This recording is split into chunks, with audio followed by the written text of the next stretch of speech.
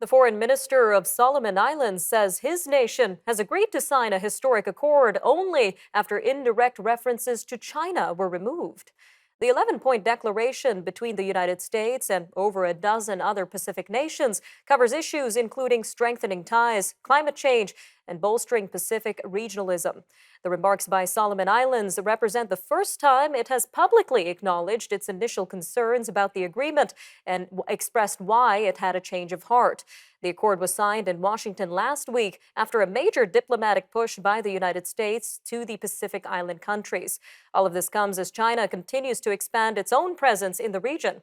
Well, joining us now is Ms. Cleo Paskal, journalist and non-resident senior fellow for the Indo-Pacific at the FDD. Ma'am, welcome back to Forum Daily. Thank you. Great pleasure to be here. So what are some of the key points that stand out to you in this 11-point declaration? It's not binding. It's quite general. It has, as you mentioned, no reference to not just the elephant, but the pachyderm in the room, which is China. And the U.S. let itself be manipulated by China via proxy Solomon Islands into toning it down in order to be able to say, look, we got a deal. But it's not binding. It's not really anything. So we'll see what happens in actual implementation. There were other things that were announced that are much more promising, but the deal itself is show, but not necessarily anything that will change lives on the ground. Some very interesting points you make there, ma'am. Now, why has the U.S. made the Pacific Island countries such a major priority now, considering it has a willingness to invest over $860 million in this partnership? Right. So in terms of the money, also just I'll explain why it's important, but it's also key to understand, just like we understand a bit more about why the deal isn't really a deal, the money isn't really money. 600 million of that still has to be appropriated by Congress for a tuna treaty, which is money that the U.S. owned anyways.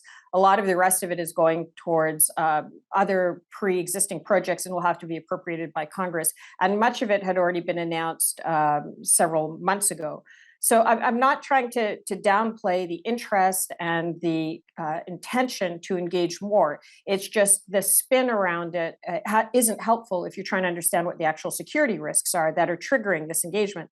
And they are really China, in order to break out of the first island chain and to take Taiwan, needs to have control, if not influence, in the Pacific Islands. And it has been very effective at political warfare throughout the region for the last 15 to 20 years, to the point where it has signed an actual security deal with the Solomon Islands that will allow it to deploy Chinese troops to defend Chinese citizens and Chinese businesses in the Solomon Islands if the government of the Solomons, which is basically one pro-PRC guy, as we've now seen, the prime minister, allows it to.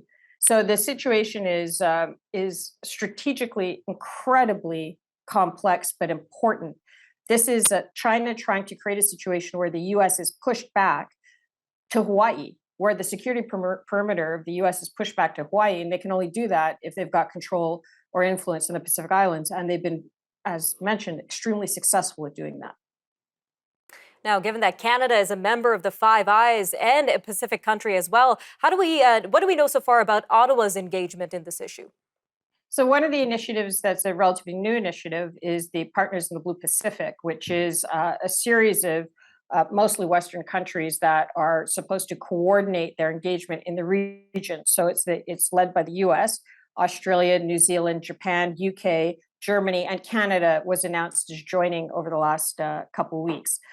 This is a kind of donor consortium.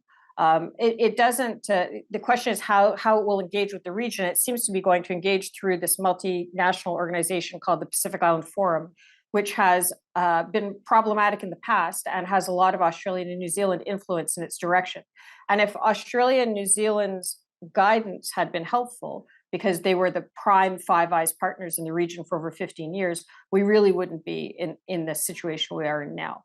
So what we seem to be doing as a country is reinforcing the pre-existing structures and guidances, which haven't been particularly successful. So it would have been nice to see some kind of Canadian innovations for engaging in the region, maybe through bilingualism, bringing in the French Pacific as well as the English Pacific, looking at some things that are uniquely Canadian that we can bring to the area, maybe First Nations contributions to traditional land management, that sort of thing. But instead, we seem to be kind of tagging along to this pre-existing way of engaging with the region. It's clear a lot still needs to be done. Ms. Paskal, thank you again for joining us today on Forum Daily. Pleasure, thanks. All right, stay with us. We'll be right back after the break. And when we return, we're going to be taking a look at the major headlines and news stories from around the world. So stay tuned. We'll return shortly.